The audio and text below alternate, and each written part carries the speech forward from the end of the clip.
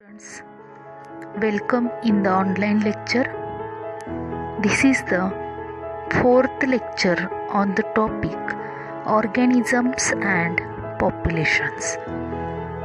In the last lecture, I have explained the basic characteristics of the population, that is, size and density. I have also explained about the natality, mortality and sex ratio. In that lecture, we will study about the adaptations, different types of adaptations. In this lecture, we will study about the next basic characters or next characters of the population, that is age distribution, age pyramid, population growth models. बघा, मागच्या लेक्चरमध्ये आपण adaptation विषयी study केलं. ॲडॅप्टेशनचे वेगवेगळे प्रकार बघितले. त्याच्यानंतर पॉप्युलेशन म्हणजे काय बघितलं, पॉप्युलेशनचे बेसिक कॅरेक्टर्स बघितले, साईज आणि डेन्सिटी. त्याच्याबरोबर असणारे वेगळे कॅरेक्टर जे आहेत पॉप्युलेशनचे, ज्याच्यामधले आपण नटॅलिटी स्टडी केलं, मोर्टॅलिटी स्टडी केलं आणि सेक्स रेशो स्टडी केला. आजच्या लेक्चरमध्ये आपण एज डिस्ट्रीब्युशन आणि एज पिरॅमिड, पॉप्युलेशन ग्रोथ आणि ग्रोथ मॉडेल्स ऑफ पॉप्युलेशन याच्याविषयी स्टडी करणार आहे. तर सुरुवातीला बघूया आपण एज डिस्ट्रीब्युशन. एज डिस्ट्रीब्युशन म्हणजे काय, तर पॉप्युलेशनमध्ये एकाच एजची लोक असत नाहीत.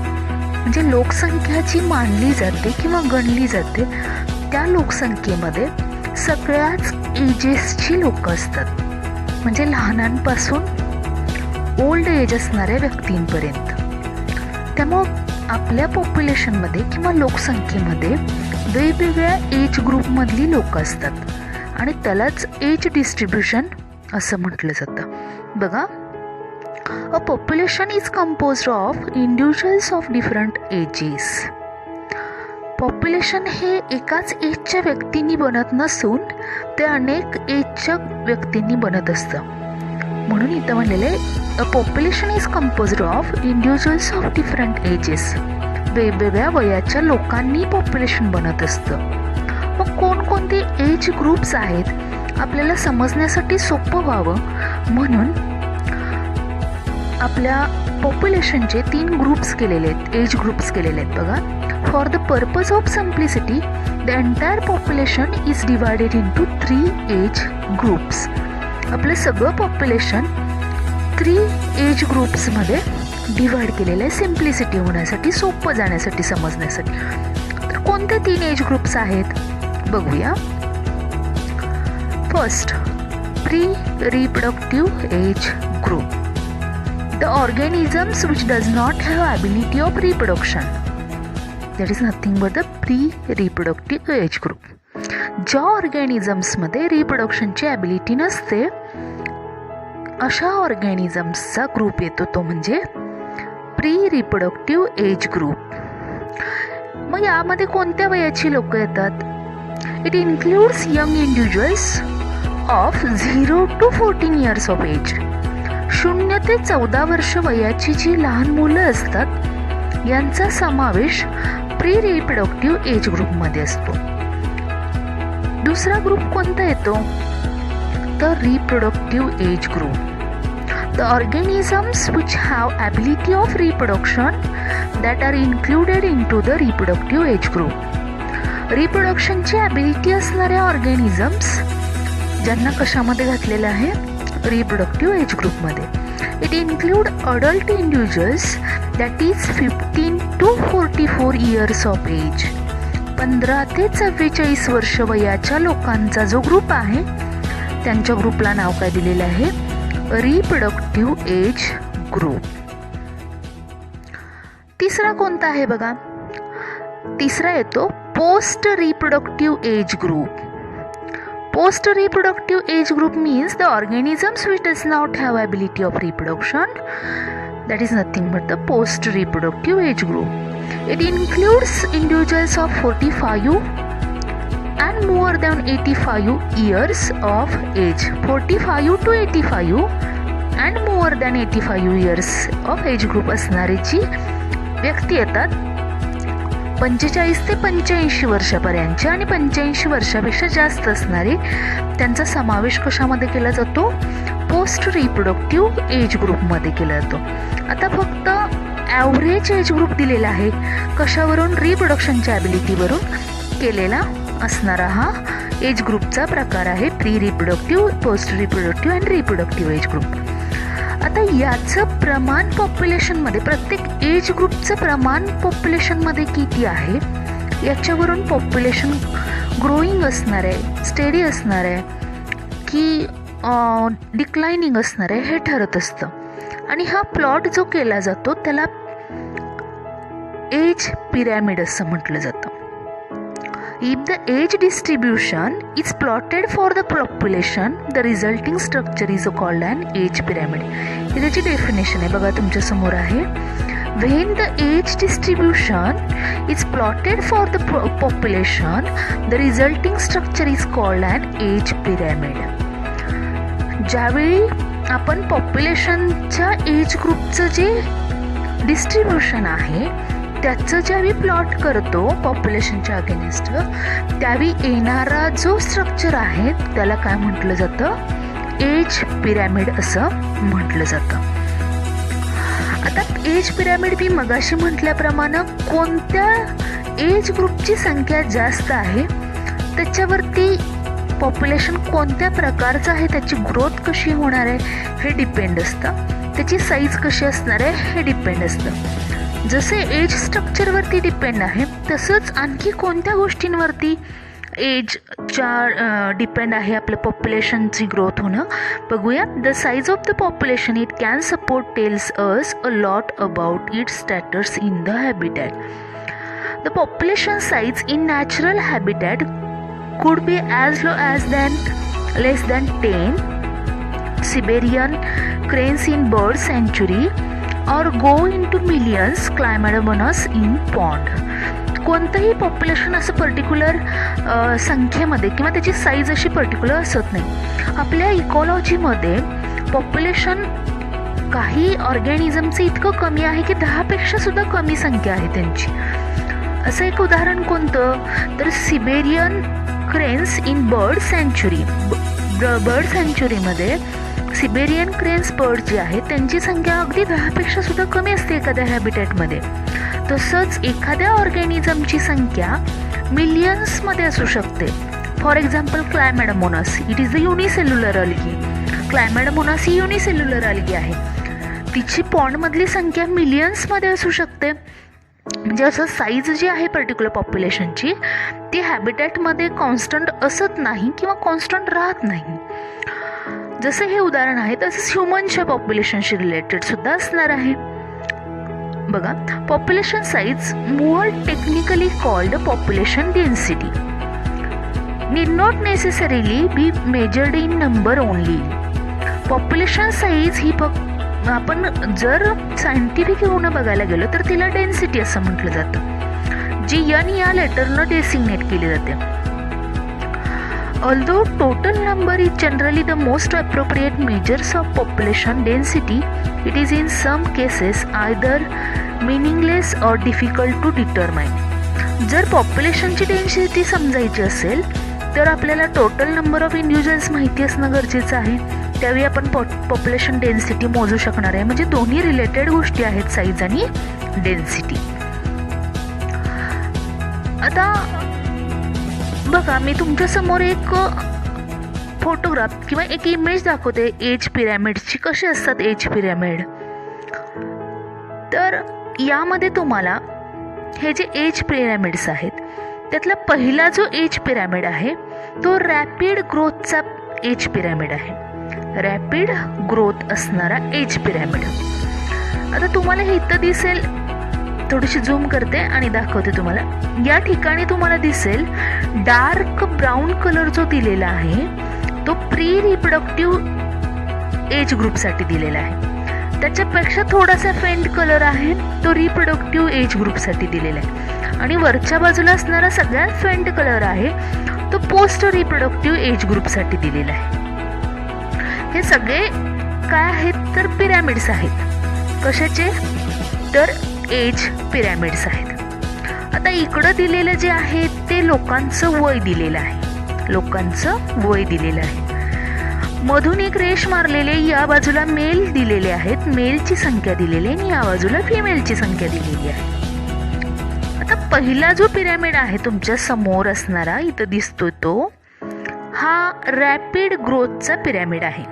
कशाचा पिरॅमिड आहे? रॅपिड ग्रोथचा. रॅपिड ग्रोथ कधी असणार आहे? ऑर्गॅनिझम्स ज्यावेळी प्री रिप्रोडक्टिव्ह एज ग्रुपमधली संख्या जास्त असेल as compared to post reproductive age group, त्यावेळी पॉप्युलेशनची ग्रोथ रॅपिड असणार आहे. पॉप्युलेशनची ग्रोथ कशी असणार आहे? रॅपिड असणार आहे. हे कुठं दिसतं एक्झाम्पल्स? तर केनिया आणि नायजेरिया या ठिकाणी रॅपिड ग्रोथ दिसते आपल्याला. आता सेकंड जो पिरॅमिड दिसतोय तुम्हाला तो स्लो ग्रोथचा आहे. स्लो ग्रोथचा, हळूहळू होत जाणारी ग्रोथ. कारण प्री रिप्रोडक्टिव्ह एज ग्रुपमधल्या संख्येपेक्षा पोस्ट रिप्रोडक्टिव्ह एज ग्रुपमधली संख्या जास्त दिसते. त्यामुळं हा जो पिरॅमिड आहे स्लो ग्रोथ असणारा, हळूहळू ग्रोथ होणारा पिरॅमिड आहे पॉप्युलेशनचा.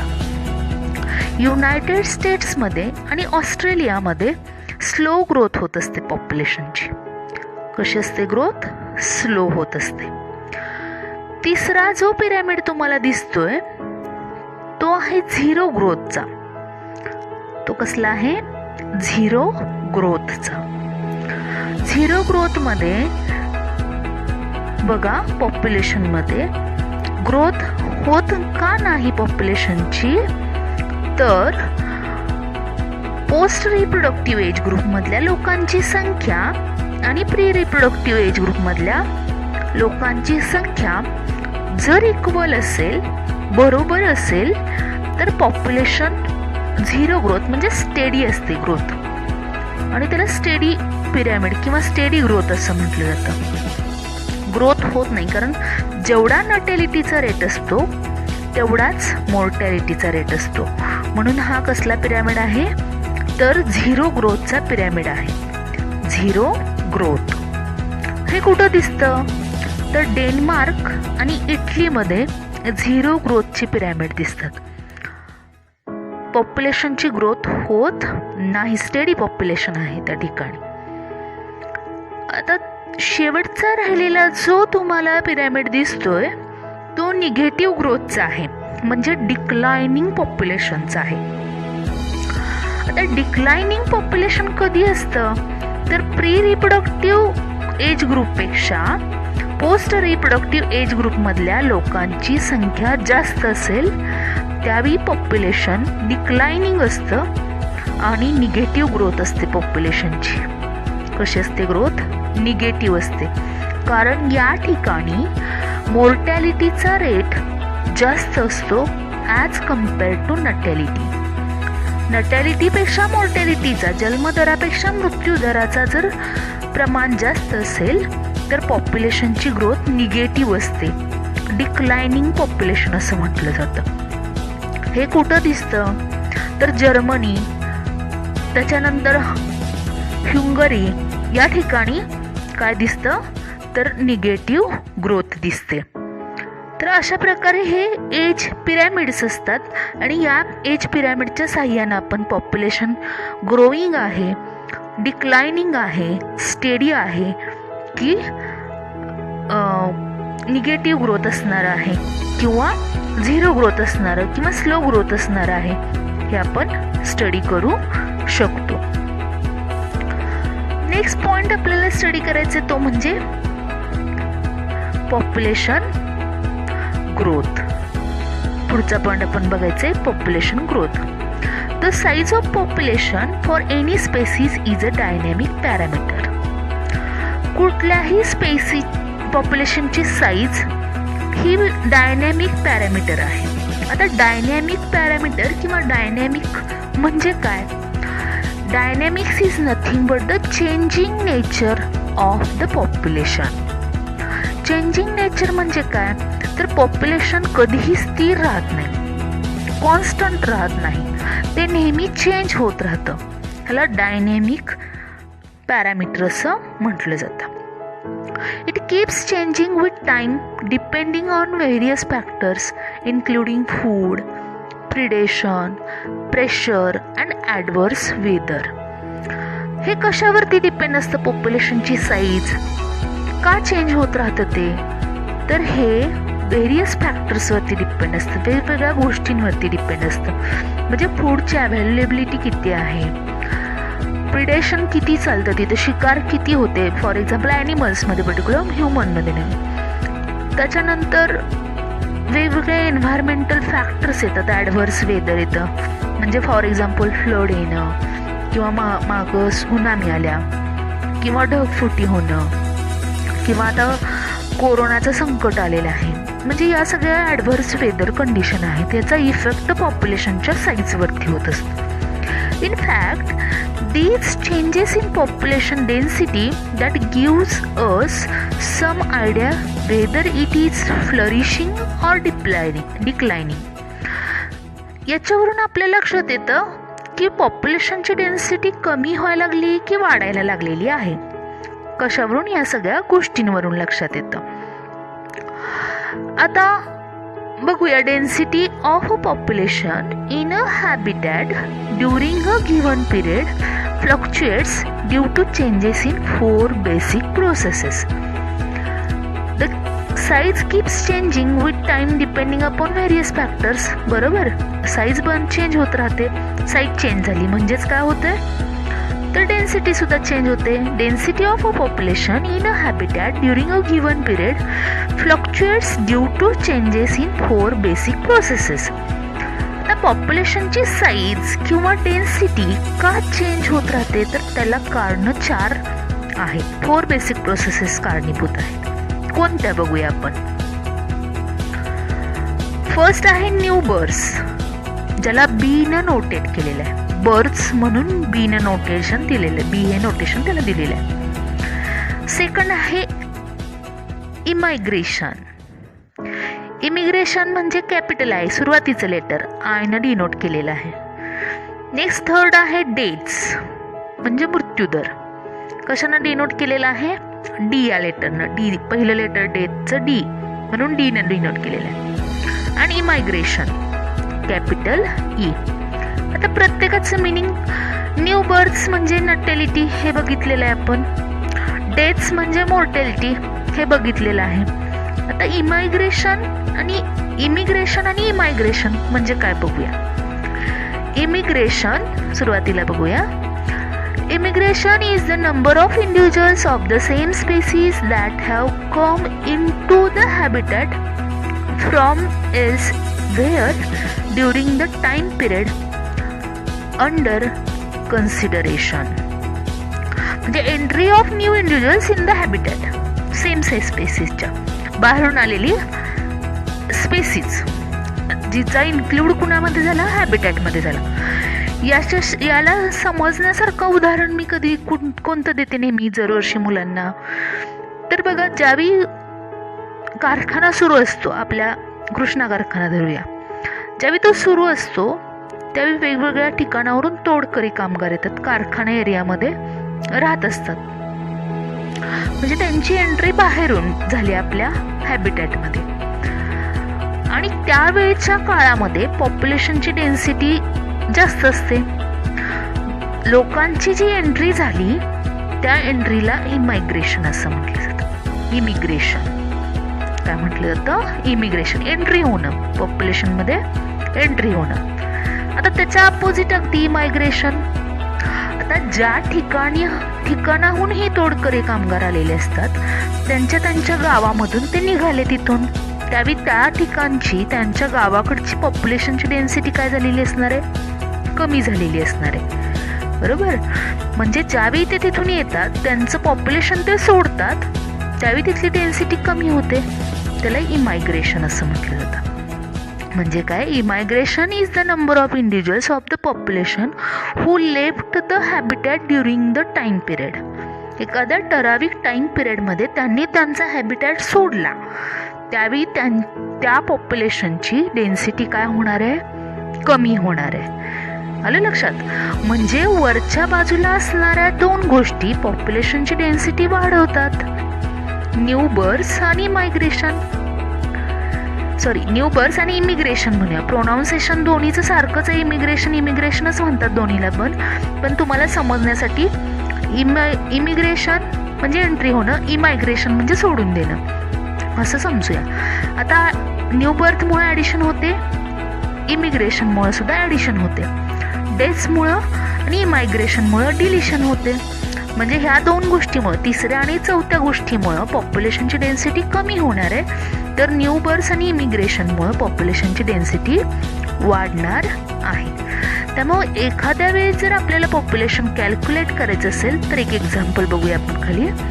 If n is the density at a time t, then its density at a time t+1 can be calculated as.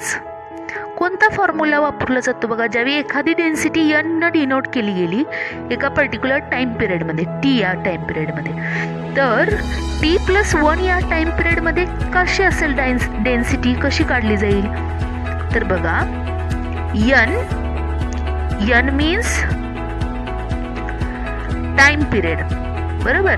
n means density कधी असणारी? t+1 या टाइमला असणारी, is equal to n t, particular टाइमला असणारी, अगोदरच्या t या टाइमला असणारी density, plus b+i, birth plus immigration, minus death plus emigration. लक्षात आलं? या प्रकारे किंवा या फॉर्म्युल्याच्या साह्यानं एखाद्या पर्टिक्युलर टाइमची काय काढली जाते? पॉप्युलेशनची डेन्सिटी कॅल्क्युलेट केली जाते. आता नेक्स्ट काय बघायचं आहे आपल्याला? तर ग्रोथ मॉडेल्स बघायचे. Does the growth of a population with time show any specific and predictable pattern? Particular टाइमला एकसारखाच किंवा नेहमी एकसारखाच पॅटर्न असतो का ग्रोथचा? पॉप्युलेशनचा नाही. मगाशी बघितलं आपण की पॉप्युलेशन चेंज होतं किंवा पॉप्युलेशनची डेन्सिटी नेहमी बदलत राहते. डायनॅमिक एंटिटी आहे पॉप्युलेशन, ही नेहमी चेंज होणारी. We have been concern about unbridled human population growth and problems created by it in our country, and it is therefore natural for us to be curious or if other animal population in nature behave the same way or show some restraint on growth. बघा, जर आपलं population आत्ताच्या आपल्या कंट्रीचं consider केलं तर खूप झालेलं आहे, खूप पॉप्युलेशन आपलं वाढलेलं आहे. जर आपण नेचरमध्ये बघितलं तर ॲनिमलच्या पॉप्युलेशनचा जर स्टडी केला तर असं असतंय का इतकं भयानक पॉप्युलेशन ॲनिमल्समध्ये फास्टली होतंय का? नाही होत. कारण त्यांच्यामध्ये एक पर्टिक्युलर पॅटर्न ठरलेला असतो आणि त्या प्रकारे ते पॉप्युलेशन इन्क्रीज होत असतं किंवा डिक्रीज होत असतं. तसे ह्युमनमध्ये नाही. आता ह्युमनमध्ये पॉप्युलेशनचे ग्रोथ मॉडेल्स आहेत, एक्सपोनेन्शियल ग्रोथ आणि लॉजिस्टिक ग्रोथ. त्याच्याविषयी किंवा सगळ्याच प्रकारच्या पॉप्युलेशनमध्ये पर्टिक्युलर मॉडेल्स असतात. ते दोन मॉडेल्स कोणते आहेत बघूया. There are 2 types of growth models. First is the exponential growth and second is the logistic growth. दोन्ही विषय स्टडी करूया आपण.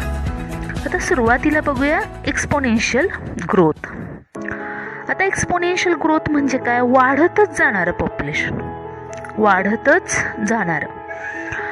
Resources like food, space are essential for any growth of a population. बरोबर? सगळे resources, food असेल, space असेल, हे गरजेच्या गोष्टी आहेत पॉप्युलेशनसाठी. Ideally when resources in the habitat are unlimited, each species has the ability to fully realize its innate potential to grow in numbers. जर खूप प्रमाणात रिसोर्सेस अवेलेबल असतील तर कोणतीही स्पेसिसचा नंबर कंटिन्युअसली इन्क्रीज होत जाणार. Then the population grows in an exponential or geometric proportion. मग त्यावेळी काय होणार आहे, टाईम जसं वाढत जाईल तसं पॉप्युलेशन वाढत जाणार आहे. त्याचा ग्राफ एक्सपोनेन्शियल ग्रोथचा कसा दाखवला जातो बघा, तुमच्या समोर इमेज येते. पॉप्युलेशन साईज दाखवलेली या बाजूला आणि या बाजूला टाईम. तर पॉप्युलेशनची जी साईज आहे टाईमनुसार काय होत गेलेली आहे, वाढतच चाललेली आहे. बरोबर, वाढतच चाललेली आहे. तर असं जे पॉप्युलेशन वाढत जातं एक्सपोनेन्शियल ग्रोथ असं म्हटलं जातं. Every species is capable of growing exponentially under unlimited resource conditions and reach enormous population densities in a short time. बरोबर, जसं तुम्हाला हे शॉर्ट टाईममध्ये पॉप्युलेशन वाढत गेलेलं दिसतंय. कधी दिसतंय तर अनलिमिटेड रिसोर्सेस जर असतील तर कुठलीही स्पेसिस खूप प्रमाणात रिप्रोडक्शन करणार आहे, कारण रिसोर्सेस अवेलेबल आहेत. मग ह्याचं स्टडी कोणी केला तर Darwin showed how even a slow growing animal like elephant कुड रीच इनॉर्मस नंबर्स. ज्यावेळी डार्विननं बघितलं की जो कमी रिप्रोडक्शन करणारा जो ग्रुप आहे, एलिफंटची संख्या खूप कमी आहे, तर त्यांना खूप प्रमाणात फूड आणि स्पेस प्रोव्हाइड केली तर त्यांच्यामध्ये सुद्धा इनॉर्मस नंबर वाढले. मग त्यांची संख्या वाढतच जाणार आहे. But resources like food and space are not always unlimited. असं नेहमीच असतं का? नाही. अनलिमिटेड राहतं का? नाही. They may be in the beginning. ते कधी असेल इनॉर्मस किंवा खूप प्रमाणात अनलिमिटेड रिसोर्सेस कधी असतील? बिगिनिंगला, सुरुवातीला असतील टाईमच्या. लोकसंख्या वाढली, स्पेस फूड कमी पडत जाणार आहे. आता जी कंट्रीची आपल्या कंडिशन आहे त्यावरून लक्षात घ्या. But as the population density increases so does the competition for those resources, resulting in slowdown in the rate at which the original population was growing. This results in logistic or sigmoid growth. असं होत नाही. Exponential growth सुरुवातीच्या काळामध्ये फक्त राहू शकते. जसजसं खूप संख्या वाढते, जसजसं अवेलेबिलिटी कमी होते रिसोर्सचे, त्यावेळी जो ग्राफ दिसतो आपल्याला तो ग्राफ असतो लॉजिस्टिक ग्रोथचा. मग हे का होतं logistic growth? The competition between individuals for limited resources will weed out the weaker ones. मग लॉजिस्टिक ग्रोथ कधी दिसते तर कॉम्पिटिशन निर्माण होतं ऑर्गॅनिझम्समध्ये. खूप लोकसंख्या वाढली की मग कॉम्पिटिशन व्हायला लागतं रिसोर्सेस मिळवण्यासाठी, आणि मग या कॉम्पिटिशनमध्ये जो वीकर असतो तो त्या पॉप्युलेशनमधून रिमूव्ह केला जातो आणि मग संख्या काय होणार आहे? कमी होणार आहे. Only the fittest individuals will survive and reproduce. आणि अशी स्टेज येते त्यावेळी की फिटेस्ट जे ऑर्गॅनिझम्स असतात त्यांच्यामध्ये ज्यांच्यामध्ये सुटेबल व्हॅरिएशन्स असतात ते फक्त एन्व्हायरमेंटमध्ये सर्वाइव्ह होतात आणि रिप्रोडक्शन करतात. In nature, a given habitat has enough resources to support a maximum possible number beyond which no further growth is possible. कोणताही हॅबिटॅटमध्ये त्याच्याकडं जेवढी स्पेस आहे, त्याच्याकडं जेवढे रिसोर्सेस आहेत तेवढ्या नंबरपर्यंतच कुठलाही हॅबिटॅट काय करू देतो? नंबर इन्क्रीज करू देतो. त्याच्या पुढं हॅबिटॅटला पॉसिबल राहत नाही. Let us call this limit as nature's carrying capacity K for that species in that habitat. Carrying capacity जी असते कुठल्याही हॅबिटॅटची, ज्याला के असं मानलं जातं. आता याचा ग्राफ कसा दिसतो बघा. तुमच्या समोर जी इमेज दिसते त्याच्यामध्ये logistic growth of population size over time आहे. पॉप्युलेशनची साईज ओव्हर टाइम आहे. आता तुम्हाला समजावून सांगते. सुरुवातीला ग्रोथ कशी आहे, स्लो आहे. मग खूप अवेलेबल झालं, रिसोर्सेस खूप आहेत. ग्रोथ स्लो होती सुरुवातीला, पण रिसोर्सेस खूप होते. त्यामुळे फूडची अवेलेबिलिटी खूप असल्यामुळं ऑर्गॅनिझम्स फास्टली रिप्रोड्यूस करतात आणि मग ग्रोथ फास्ट होते, खूप फास्ट होत जाते. असा एक काळ येतो की ज्यावेळी खूप कॉम्पिटिशन निर्माण होतं ऑर्गॅनिझम्समध्ये.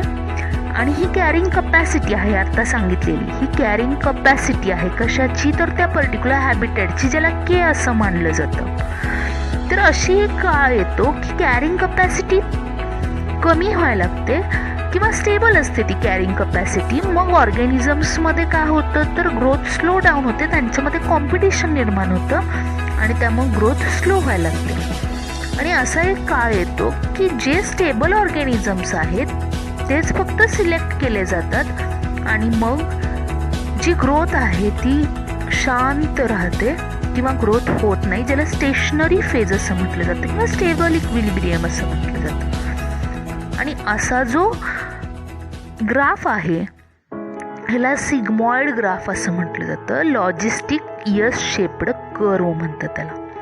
सुरुवातीची जी स्लो ग्रोथ आहे याला लॅग फेज म्हटलं जातं.